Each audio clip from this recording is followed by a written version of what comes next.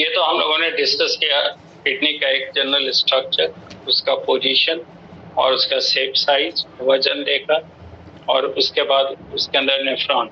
अब किडनी के अंदर जो स्ट्रक्चर है या यूनिट है, unit of kidney is called nephron. तो हम लोग एक नेफ्रॉन का स्ट्रक्चर पहले देखें।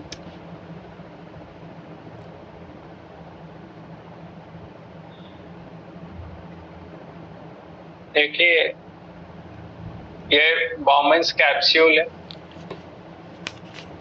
और ये पीसीटी है, प्रॉक्सिमल कन्वोल्यूटेड ट्यूब्यूल। कन्वोल्यूटेड मतलब ऐसे मुड़ा हुआ है, थोड़ा फोल्डेड है। और ये है descending limb of loop of Henle. Descending यानी नीचे आ रहा है, और फिर ये असेंडिंग है। असेंडिंग थोड़ा सा ब्रॉड होता है, थोड़ा चौड़ा है।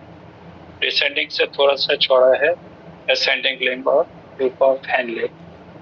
और फिर ये डीसीटी है, और डीसीटी के बाद ये कलेक्टिंग डक्ट है, ऐसे द कलेक्टिंग डक्ट। अब यहाँ पे इस बॉमेंस कैप्सूल के अंदर ये रीनल आर्टरी इंटर करता है। ये रीनल आर्टरी है, और ये रीनल आर्टरी इसके अंदर ब्रांच करता है लगभग 50 कैपिलरीज में। इसको ग्लोमेरुलर कैपिलरी कहते हैं। ये एक बार मेडिकल में आ चुका है कि number of glomerular capillaries in a glomerulus and answer is 50। यानी how many divisions are in the efferent renal arteriole, तो आंसर है 50 कैपिलरी में डिवाइड करेगा। ये एफरेंट रीनल आर्टरियोल, ये इफरेंट रीनल आर्टरियोल, इससे ब्लड जा रहा है, इससे ब्लड बाहर आ रहा है। और ये जो एफरेंट रीनल आर्टरियोल है, ये डिवाइड करके 50 कैपिलरी का जाल बनाता है। कैपिलरीज नेटवर्क के रूप में, जाल के रूप में, जालनुमा structure, capillary network of capillaries, इसको कहते हैं ग्लोमेरुलस। तो ग्लोमेरुलर कैपिलरी और ग्रुप कहलाता है ग्लोमेरुलस। और ये बॉमेंस कैप्सूल, तो ये बॉमेंस कैप्सूल और उसके साथ ये ग्लोमेरुलस, दोनों को मिला के कहते हैं मालपिगियन बॉडी, मालपिगियन कॉप्सल कहते हैं। मालपिगियन कॉप्सल से अगर पूछा जाएगा तो Bowman's capsule enclosing the glomerulus. Glomerulus is a group of about 50 glomerular capillaries, and these glomerular capillaries are formed due to the divisions in the afferent renal arteriole. और आप देखिए यहाँ पे efferent renal arteriole ये पतला है, ये देखिए इसका जो मीटर है उससे ये काफी पतला है। तो आप ये समझ सकते हैं कि एक तो glomerular capillary में डिवाइड कर रहा है, तो प्रेशर ऐसे ही बढ़ रहा है। ऊपर से इफरेंट रीनल आर्टरियोल और भी पतला है, तो इसलिए प्रेशर यहाँ काफी बढ़ जाता है। The blood pressure increases enormously within the glomerular capillaries, mainly due to the narrower efferent renal arteriole. इस पर क्वेश्चन आता है कि efferent renal arteriole का डायमीटर बढ़ा दें तो क्या होगा? तो ग्लोमेरुलर प्रेशर घट जाएगा और ग्लोमेरुलर फिल्ट्रेशन भी घट जाएगा। तो ये जो बॉमेंस कैप्सूल है, ये डबल वॉल्ड स्ट्रक्चर है। It is a double walled structure. उसके बाद तो ये पीसीटी है, लूप ऑफ हैनले है, ये डिसेंडिंग, ये असेंडिंग, ये this is the DCT collecting duct. अब देखिए, हम लोगों के एक किडनी में नेफ्रॉन्स की संख्या है 10 लाख से 12 लाख, और एक नेफ्रॉन की लंबाई होती है 3 to 3.5 सेंटीमीटर। 3 से 3.5 सेंटीमीटर ये लंबाई है एक नेफ्रॉन का। नंबर बता दिया, 10 लाख से 12 लाख। अगर आप जोड़िएगा, कैलकुलेट कीजिएगा, तो total length of the nephrons present in single kidney will become about 35 to 40 kilometre. दोनों किडनी का जोड़ देंगे तो 70 से 80 किलोमीटर हो जाएगा। 70 से 80 किलोमीटर लंबाई हो जाएगी अगर दोनों किडनी के नेफ्रॉन्स को जोड़ दिया तो। अब सोच लीजिए, इतना ज्यादा लेंथ इन्वॉल्व होता है ऑस्मो रेगुलेशन और यूरिन फॉर्मेशन। अब देखिए, थोड़ा सा इसका हिस्टोलॉजी बहुत जरूरी है। जब तक हिस्टोलॉजी नहीं समझेंगे तो फिर इसका फंक्शन भी नहीं समझ में आएगा। तो हिस्टोलॉजी में ये है कि ये जो बॉमेंस कैप्सूल का इनर वॉल है, it is made up of squamous epithelium, जिसके सेल्स को पोडोसाइट कहते हैं। These are the podocytes. ये सेल्स है, स्क्वामस एपिथेलियम का सेल्स है, नाम दिया है पोडोसाइट्स। पोडो मतलब होता है फिंगर, साइट मतलब cell. These cells have finger-like projections. ये finger-like projections है। ये इसको पेडिसेल कहते हैं। ये जो फिंगर का जैसा आप उभार देख रहे हैं, इसका नाम होता है पेडिसेल। और पेडिसेल के अंदर ये छिद्र हैं, इसको कहते हैं फेनेस्ट्रा। तो ये सेल है, इस सेल का फिंगर-like प्रोजेक्शन है, इसको पेडिसेल्स कहते हैं। और हर पेडिसेल में काफी महीन छिद्र हैं, इसको फेनेस्ट्रा कहते हैं। जैसे मान लीजिए कि मेरा ये हथेली, इट इज अ पोडोसाइट, ये एक सेल है पोडोसाइट। तो ये जो फिंगर लाइक स्ट्रक्चर्स हैं, फिंगर हैं, दीज आर पेडिसेल्स। ये सब पेडिसेल है और हर पेडिसेल के ऊपर महीन छिद्र हैं, इनको कहते हैं फेनेस्ट्रा। तो ये पोडोसाइट, इन्हीं पोडोसाइट्स का बना हुआ है ये inner layer of inner wall of the Bowman's capsule. ये वाला जो लेयर आप देख रहे हैं, ये वाला लेयर, ये इसी पोडोसाइट का बना हुआ है। तो आप देखिए पोडोसाइट का काम क्या है। जैसे मान लीजिए कि ये एक ब्लड कैपिलरी है, ये जो पेन है ये ब्लड कैपिलरी, और मेरा हथेली है पोडोसाइट, और फिंगर है पेडिसेल, और इसमें जो पोर्स हैं फेनेस्ट्रा, छिद्र हैं, और ये कैपिलरी है तो इससे ब्लड पास कर रहा है।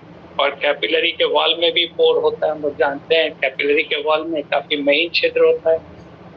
तो ये जो पेडिसेल्स हैं, these are embedded into the wall of the capillary।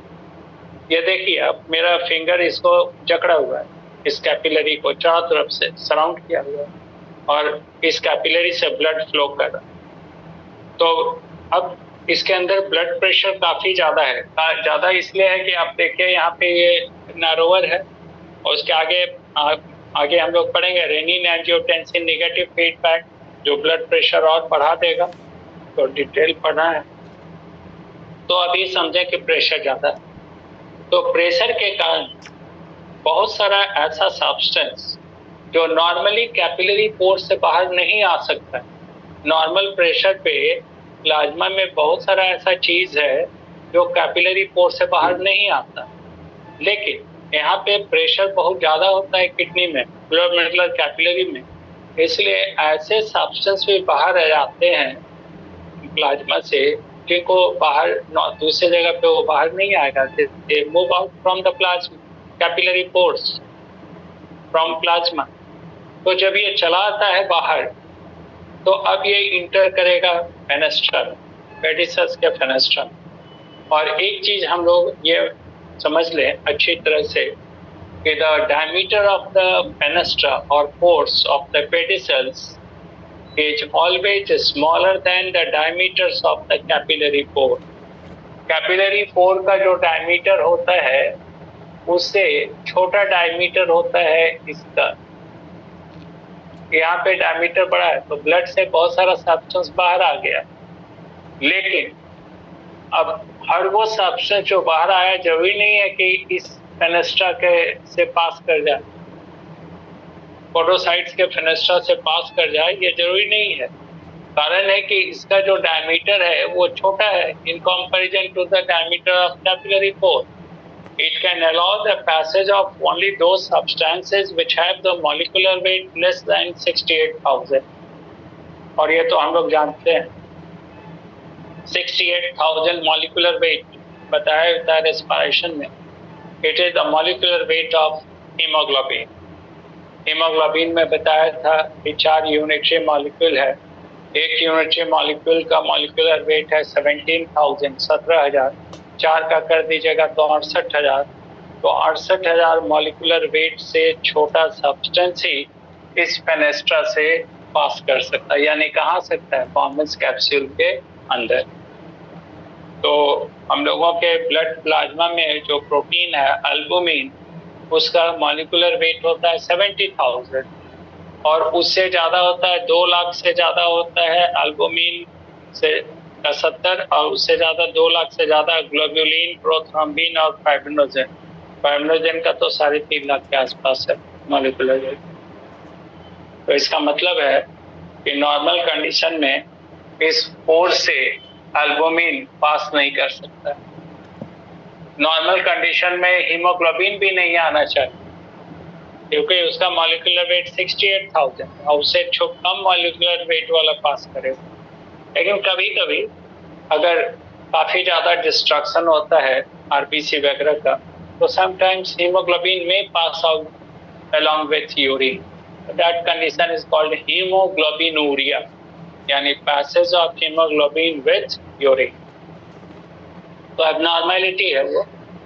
उसमें अगर ये सब होने लगा, हीमोग्लोबिन पास करने लगा या एल्बुमिन, मान लीजिए यूरिन टेस्ट कराया गया और यूरिन टेस्ट में एल्बुमिन मिल गया, तो इसका मतलब है कि फिल्ट्रेशन पोर्ट कहीं डैमेज हो रहा है। तो इस पर फिर बात करेंगे हम लोग अभी फिजियोलॉजी में, अभी तो जस्ट हिस्टोलॉजी इसका देख रहे हैं। तो ये जो पोडोसाइट्स है which forms the inner lining of the Bowman's capsule help in glomerular filtration. ये मदद करेगा ग्लोमेरुलर फिल्टरेशन में। It helps in glomerular filtration. अब देखिए ये पार्ट है पीसीटी, प्रॉक्सिमल कॉन्वॉल्यूटेड ट्यूब्यूल, और प्रॉक्सिमल कॉन्वॉल्यूटेड ट्यूब्यूल का जो लाइनिंग है वो बना है ब्रश बॉर्डर क्यूबॉइडल इपिथेलियम, ये ब्रश बॉर्डर क्यूबॉइडल इपिथेलियम। अब आप कहिएगा कि ये तो देखने में कॉलमनर लगता है, लेकिन nucleus is spherical and centric. Nucleus spherical है और सेंट्रिक है। और याद कीजिए हम लोगों ने टिश्यू में डिस्कस किया था कि कॉलमनर सेल कहलाने के लिए जरूरी है कि nucleus should be slightly elongated and present towards the base. और हमने ये भी कहा था कि अगर ऐसा इपिथेलियम मिले जहाँ सेल्स कॉलमनर लगे, लंबाई ज्यादा लगे, लेकिन न्यूक्लियस स्फेरिकल है और सेंटर में है, तो better it will be considered as long cuboidal epithelium. तो इसका बेस्ट एग्जांपल है पीसीटी। और ब्रश बॉर्डर कह रहे हैं, इसके सरफेस पे काफी ज्यादा फिंगर लाइक स्मॉल स्ट्रक्चर्स है, माइक्रोवेला। तो यहाँ पे ये इसका लाइनिंग। आप जानते हैं कि ब्रश बॉर्डर इपिथेलियम जहाँ भी होगा वो एब्जॉर्प्टिव सरफेस एरिया बढ़ा देगा। It will increase the absorptive surface area. तो हम लोग आगे इस पर बात भी करेंगे। ये जो एब्जॉर्प्टिव सरफेस एरिया है पीसीटी का, it is increased by about 30 times greater. अगर ये brush border cuboidal, long cuboidal होता तो इसमें 30 गुना कम एब्जॉर्प्शन होता। अब एब्जॉर्प्शन इसलिए है कि आगे फिजियोलॉजी में हम लोग पढ़ेंगे, यहाँ से ग्लोमेरुलर फिल्ट्रेशन रेट डिस्कस किया जाएगा। लगभग 12.5 ml filtrate is form in 1 minute. और यहाँ पे जो हम लोग देखेंगे फिल्ट्रेशन प्रेशर देखिएगा वो 10 mmHg होता है। तो इसलिए 10 into 12 अगर कहेंगे तो 125 ml पर minute. This is the glomerular filtration rate. 1 minute में 125 ml फिल्ट्रेट फॉर्म होता है। तो आप निकाल लीजिए कि 60 मिनट में कितना होगा, मल्टीप्लाई कर दीजिए 24 घंटे से, तो टोटल फिल्ट्रेट जो फॉर्म करेगा किडनी में, it will be round about 170 to 180 litre. 1 minute में 125 ml फिल्ट्रेट फॉर्म करता है। 1 मिनट में 125 ml कैसे फॉर्म करता है वो सब बताएंगे फिजियोलॉजी डिटेल पढ़ें। तो 60 मिनट में कितना होगा मालूम हो जाएगा। उसको 24 घंटे से मल्टीप्लाई कर दीजिए तो मिलेगा 170 से 180 लीटर एक दिन में फिल्ट्रेट होता है। अब हम लोग का बॉडी फ्लूइड तो है 36 litre, 60% of the total body weight हो जाएगा 36। मान लीजिए 60 kg है तो कितना होगा, 36 लीटर होगा। यहाँ तो पूरा एक दिन में 170-80 लीटर पास हो रहा है, तो पता चलेगा कुछ ही देर में, कुछ ही घंटे में पूरा का पूरा बॉडी का फ्लूइड पास आउट हो जाए, पर्सन विल डाई। तो ऐसा होता नहीं है। अगर जितना फिल्ट्रेशन हो रहा है 170 से 180 लीटर एक दिन में, अगर सबका सब यूरिन के फॉर्म में चला जाए तो पर्सन तो थोड़ी देर में डेथ हो जाएगा। तो यूरिन कितना पास होता है? लगभग 1.5 से 2 litre, average 1.5 to 2 litre urine pass out होता है डेली। तो मामला है कि 178 से 178 लीटर ये जो फिल्ट्रेट है वो क्या हुआ, 2 लीटर पास हो गया, 178 कहाँ गया? तो 178 जो फिल्ट्रेट है उसमें सबसे ज्यादा एब्जॉर्प्शन होता है पीसीटी में। About 2/3 of the total volume of glomerular filtrate is absorbed in PCT. 2/3 हिस्सा, जितना भी फिल्ट्रेट इसमें आएगा उसका 2/3 यानी 75% filtrate will be absorbed in this PCT. 75% water, 75% sodium, 70% potassium, 100% glucose, उसके साथ साथ small amount of amino acid और जितना भी चीज है सब एब्जॉर्ब। ग्लूकोज में कहा 100%। अगर ग्लूकोज यहाँ एब्जॉर्ब नहीं होगा पीसीटी में तो फिर नेफ्रॉन में कहीं एब्जॉर्ब नहीं होता, फिर वो तो यूरिन के साथ पास आउट हो जाएगा, तो ग्लाइकोसूरिया हो जाएगा। तो 100% ग्लूकोज यही एब्जॉर्ब होता है, इसी पीसीटी पे एब्जॉर्ब। तो हम लोग पढ़ेंगे कि जितना फिल्ट्रेट होता है उसका 2/3 हिस्सा तो यहीं पे एब्जॉर्ब हो गया, यानी वापस चला गया बॉडी फ्लूइड, ब्लड। अब बच गया 1/3। तो 1/3 में अब आएगा ये descending limb of loop of Henle. और ये जो पूरा लूप ऑफ हेनले, डिसेंडिंग और ascending limb, it is lined by squamous epithelial cell. ये स्क्वामस एपिथेलियल सेल है, ये इसका लाइनिंग है। और हम लोग पढ़ चुके हैं कि सिंपल स्क्वामस एपिथेलियम ये मदद करता है इन एब्जॉर्प्शन, सेक्रेशन एटसेट्रा। इसका एग्जांपल भी लिखा है लूप ऑफ हेनले। तो ये जो descending limb of loop of Henley है, इसकी एक खासियत है कि वाटर के लिए ये परमेबल है, वाटर के लिए परमेबल है, but it is slightly permeable to sodium ion. हमने एनसीईआरटी में लिखा हुआ है लिस्ट परमेबल या ऑलमोस्ट इम्परमेबल, शायद वही लिखा हुआ ऑलमोस्ट इम्परमेबल। तो ऑलमोस्ट कहने का मतलब कि 100% नहीं, थोड़ा सा परमेबल। हम लोग कहते हैं लिस्ट परमेबल। वाटर इससे बाहर जाएगा और सोडियम थोड़ा सा पास आउट हो।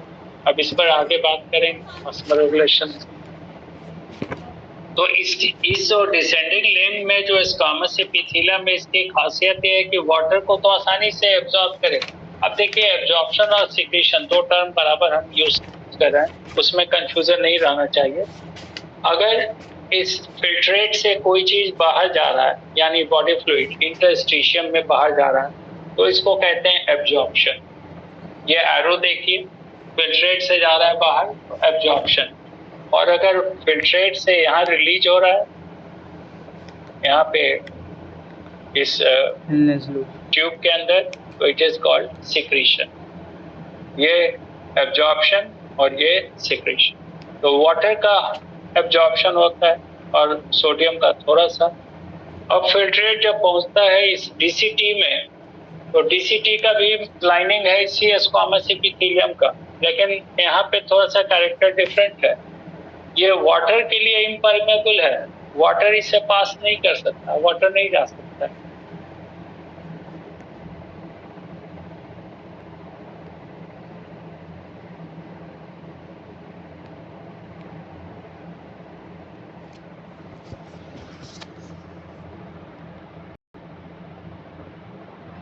It is permeable to water and least permeable to sodium. But the wall of the ascending limb of loop of Henle is completely impermeable to water, completely impermeable to water, but permeable to sodium and potassium. तो ये भी हम लोग discuss करेंगे कैसे इसका क्या फायदा है। अब देखिए फिल्ट्रेट पहुंचेगा यहाँ पे, इसको कहते हैं डिस्टल कन्वोल्यूटेड ट्यूब्यूल, और डिस्टल कन्वोल्यूटेड ट्यूब्यूल में ग्लैंडुलर एपिथेलियम है, इस तरह का ग्लैंडुलर एपिथेलियम। ग्लैंडुलर एपिथेलियम का मतलब ये होता है कि एब्जॉर्प्शन और सिक्रीशन ये हो गया, तो खास तरह का एपिथेलियम है। यहाँ पे सेल्स हैं ग्लैंडुलर एपिथेलियल सेल्स, और ये स्पेशलाइज्ड है for absorption of water under the influence of ADH, हम लोग पढ़ भी चुके हैं, endocrine anti diuretic hormone release from the posterior lobe of pituitary, neuro hormone भी कहते हैं, बिकॉज सिंथेसाइज हो रहा है हाइपोथैलेमस में, सुप्राऑप्टिक और पारावेंट्रिकुलर न्यूक्लियाई में, तो वहां से एडीएच रिलीज होता है, और एडीएच के प्रभाव में यहाँ पे वाटर का एब्जॉर्प्शन होगा, वाटर विल बी एब्जॉर्ब। और दूसरा एब्जॉर्प्शन होता है सोडियम का under the influence of aldosterone, और एल्डोस्टेरॉन हम लोगों ने डिस्कस किया है चीफ मिनरलोकॉर्टिकॉइड, हम लोग पढ़ चुके हैं एड्रिनल कॉर्टेक्स। यहाँ पे देखिएगा किडनी जो है, ये दोनों किडनी है, दोनों किडनी के ऊपर इस तरह का ग्लैंड है, इसी को कहते हैं एड्रिनल, किडनी है उसके ऊपर है एड्रिनल, और इसी में बताया था ये रीनल कैप्सूल है, और बाहर वाला पार्ट है कॉर्टेक्स, ये है मेडुला। एनीवे, तो कॉर्टेक्स से, एड्रिनल कॉर्टेक्स से रिलीज होता है corticoid, mineralo gluco and 6 corticoid. Mineralo corticoid में जो सबसे इम्पोर्टेंट है वो है एल्डोस्टेरॉन, और एल्डोस्टेरॉन इसी जगह पे एक्ट करेगा, कैसे वो रेनिन एंजियोटेंसिन नेगेटिव फीडबैक यहाँ बताएंगे, सब क्लियर हो जाएगा। तो एंडोक्राइन में बात करें तो इस पर एक्ट करेगा and it will help in the absorption of sodium. तो आप देखिए ये पूरा का पूरा जो इसका हिस्टोलॉजी है, यानी किस तरह का टिश्यू है, वो बहुत इम्पोर्टेंट है इसके फंक्शन में। जैसे अगर यहाँ पे हम लोग कह रहे हैं कि इनर वॉल है पोडोसाइट का, तो पोडोसाइट ये स्क्वामस एपिथेलियम का ही सेल है जो थोड़ा मॉडिफाई हो गया, फिंगर लाइक प्रोजेक्शन है, पेडिसेल्स है, उसमें फेनेस्ट्रा है, तो ये ग्लोमेरुलर फिल्ट्रेशन में मदद कर रहा है। अगर पीसीटी कह रहे हैं कि ब्रेस्ट बॉर्डर क्यूबॉइडल एपिथेलियम का है, तो ये एब्जॉर्प्शन में मदद कर रहा है, 2/3 फिल्ट्रेट एब्जॉर्ब हो रहा है। अगर हम लोग कहते हैं यहाँ पे डिसेंडिंग और ascending limb of loop of squamous epithelium का, तो देखेंगे एक्सचेंज होगा सब्सटेंस का, काउंटर करंट मल्टीप्लायर, आगे फिजियोलॉजी बताएंगे। तो यहाँ से सोडियम वाटर का एब्जॉर्प्शन हो रहा है, सोडियम थोड़ा एब्जॉर्ब हो रहा है, इसमें वाटर एब्जॉर्ब नहीं होता है, लेकिन absorption of sodium and potassium होता है। यहीं से देखेंगे यूरिन का कंसंट्रेशन रहेगा। जब फाइनली पहुंचेगा फिल्ट्रेट यहाँ पे पीसीटी में, तो यहाँ एक खास तरह का एपिथेलियम है जो एडीएच के प्रभाव में वाटर को एब्जॉर्ब करेगा और एल्डोस्टेरॉन के प्रभाव में सोडियम को एब्जॉर्ब करेगा। इन सब के बाद जब ये रिलीज होता है कलेक्टिंग डक्ट में, तब इसको कहते हैं यूरिन। तो आज हम लोगों ने डिस्कस किया है किडनी का पोजीशन, किडनी का एक ओवरऑल स्ट्रक्चर, उसके अंदर पढ़ा था सबसे बाहर का लेयर है रीनल फेसिया, तो एब्डोमिनल वॉल से चिपका होता है। उसके बाद फैट का लेयर है एडिपोज टिश्यू लेयर, उसके बाद रीनल कैप्सूल है, फाइबर का बना है, प्रोटेक्टिव है, फिर पेरिफेरल पार्ट कॉर्टेक्स है, फिर सेंट्रल पार्ट मेडुला है।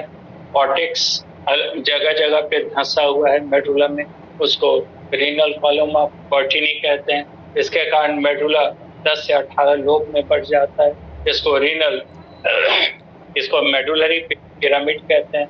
हर मेडुलरी पिरामिड के अंदर लॉन्गिट्यूडनल कलेक्टिंग डक्ट्स हैं, longitudinal collecting duct with in each medullary pyramid, और लॉन्गिट्यूडनल कलेक्टिंग डक्ट का काम है कई नेफ्रॉन से इसको कलेक्ट करना यूरिन को, और ये सब लॉन्गिट्यूडनल कलेक्टिंग डक्ट कहलाता है डक्ट ऑफ बेलिनी।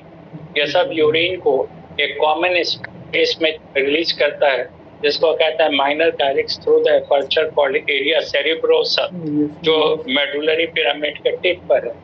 और माइनर कैलिक्स से वो इकट्ठा होता है मेजर कैलिक्स बड़ा स्पेस में, और सारा मेजर कैलिक्स मिलकर बनाता है पेल्विस, वहां से यूरिन पास करता है यूरेटर।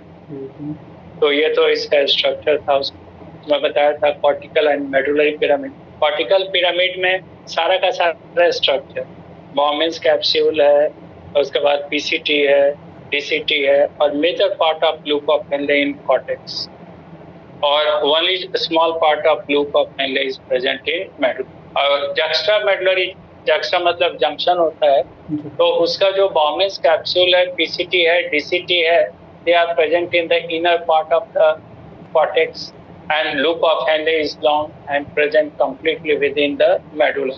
तो ये 15% है और cortical nephron 85%। फिर भी ये ज्यादा इंपॉर्टेंट है बिकॉज आगे देखेंगे लूप ऑफ हेनले की लंबाई, और दूसरी बात कि वो कितनी गहराई तक जाता है। It is very important in urine formation और कंसंट्रेशन ऑफ यूरिन। और इस बाद हम लोगों ने नेफ्रॉन का एक जनरल स्ट्रक्चर पढ़ा, जानते ही आप एक थोड़ा सा कौन सा एपिथेलियम में लाइन करा, क्या इसका फंक्शन। अब इसके आगे हम लोग फिर बात करेंगे कल, तो कल फिर लेंगे क्लास उसी समय पे 5 से 6 टाइम हो रहा है, कल देखेंगे फिर आगे।